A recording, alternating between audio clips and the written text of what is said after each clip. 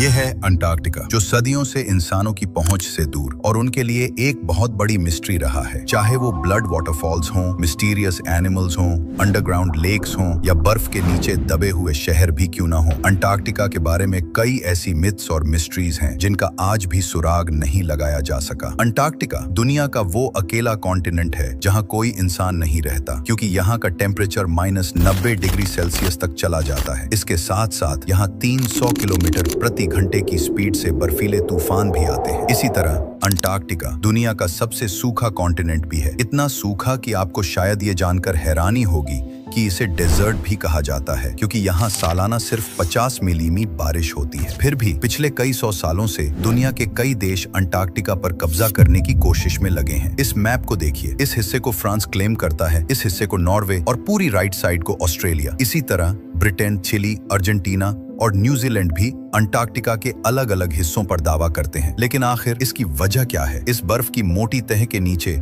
आखिर ऐसा क्या छिपा है कि दुनिया की सुपर पावर इसका कंट्रोल लेना चाहती हैं? आज हम अंटार्कटिका की कुछ अनसुलझी मिस्ट्रीज को खोलने की कोशिश करेंगे। साथ ही ये भी जानेंगे कि अंटार्कटिका को असल में सबसे पहले किसने डिस्कवर किया था। और सबसे खास बात, हम ये भी देखेंगे कि इस बर्फ के नीचे कौन से रहस्य दबे हैं जिन्हें जानकर सुपर पावर इस कॉन्टिनेंट पर नजर गड़ाए हुए हैं। चलो गहराई से समझते हैं आज की इस वीडियो में।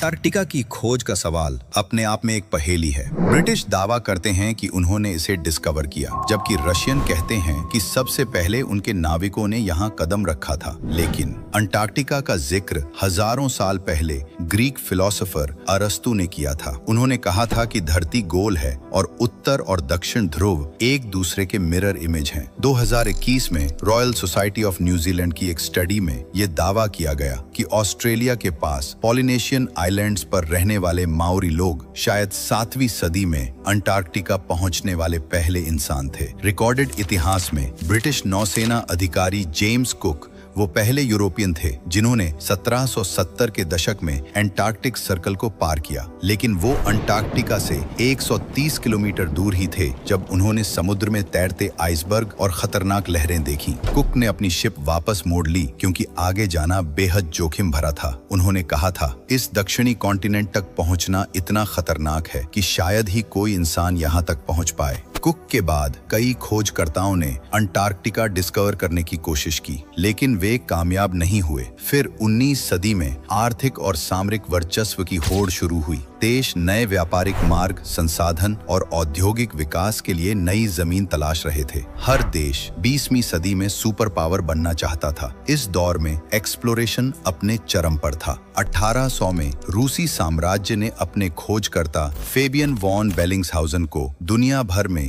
नए कॉन्टिनेंट्स और देशों की खोज का टास्क सौंपा। 1800 से 1900 में फेबियन ने जेम्स कुक की भविष्यवाणी को गलत साबित किया और दक्षिणी महासागर में पहुंचकर अंटार्कटिका को बहुत करीब से देखा। हालांकि उन्होंने वहां कदम नहीं रखा, लेकिन आधुनिक इतिहास में उन्हें अंटार्कटिका देखने वाला पहला इंसान माना जाता है। 1911 में ब्रिटिश खोजकर्ता रॉबर्ट फॉल्कन स्कॉट अपनी टीम के साथ अंटार्कटिका पर उतरे और करीब 400 मील तक आगे बढ़े। लेकिन खराब मौसम और भूख की वजह से उन्हें वापस लौटना पड़ा। ये वापसी का सफर बेहद खतरनाक साबित हुआ। स्कॉट और उनकी पूरी टीम भीषण सर्दी और बर्फीले तूफानों में फंस गई और सभी की मौत हो गई। प्रथम विश्व युद्ध के बाद कई देशों ने अंटार्कटिका पर दावेदारी के लिए अपनी टीमें भेजी। 1929 में हिटलर के आदेश पर जर्मन वायुसेना ने यहाँ नाजी झंडे गिराए ताकि इस क्षेत्र को नाजी जर्मनी के कब्जे में दिखाया जा सके। द्वितीय विश्व युद्ध के बाद कई देशों ने अंटार्कटिका में रिसर्च स्टेशन बनाए और यहीं से इस कॉन्टिनेंट की रहस्यमयी खोजें शुरू हुई।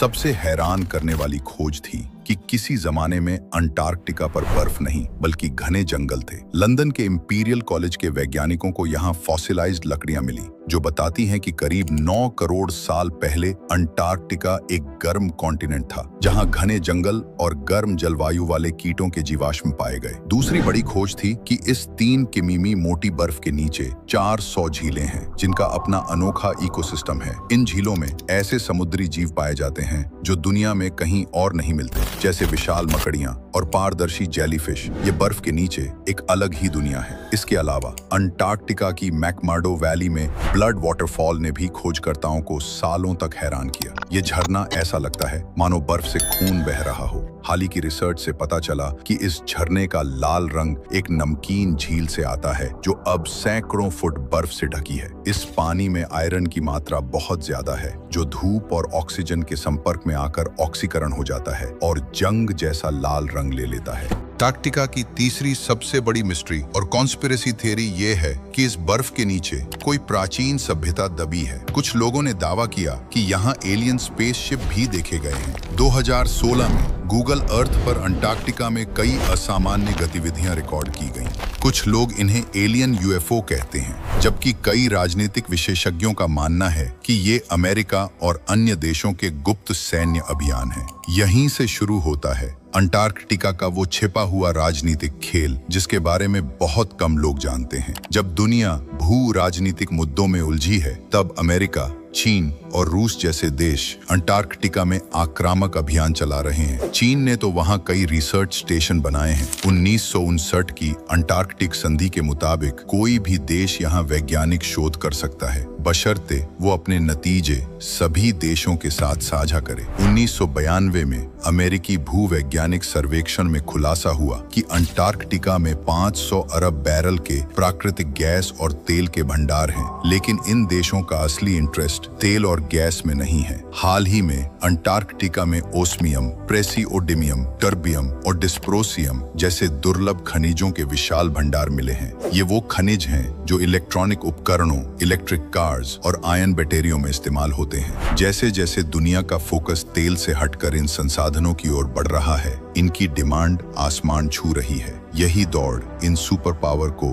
अंटार्कटिका की बर्फीली दुनिया में खींच लाई है। फ्यूचर को कंट्रोल करने की ये जंग अब अंटार्कटिका की बर्फ में लड़ी जा रही है। अंटार्कटिका की आखिरी मिस्ट्री है इसका दक्षिणी महासागर। दुनिया के सबसे खतरनाक समुद्रों में इसका नाम शुमार है। ये महासागर दुनिया के जलवायु और पानी की सप्लाई को नियंत्रित करता है, क्योंकि ये अटलांटिक और पैसिफिक महासागरों से जुड़ा है। वैज्ञानिकों के मुताबिक ये दुनिया का 15% कार्बन उत्सर्जन सोख लेता है। ग्लोबल वार्मिंग के साथ इसकी अहमियत बढ़ रही है, क्योंकि पिघलती बर्फ नए खजाने और व्यापारिक मार्ग खोल रही है। जो समुद्र कभी दुर्गम थे, वो जल्द ही महत्वपूर्ण ट्रेड रूट्स बनने वाले हैं। अंटार्कटिका पर अभी भी कई शोध चल रहे हैं। कौन जानता है भविष्य में और कौन से रहस्य सामने आएंगे। अगर आपको ऐसे टॉपिक्स पसंद हैं तो कमेंट्स में जरूर बताएं। अगले वीडियो में फिर मिलेंगे एक नए और रोमांचक टॉपिक के साथ। तब तक के लिए गुड बाय।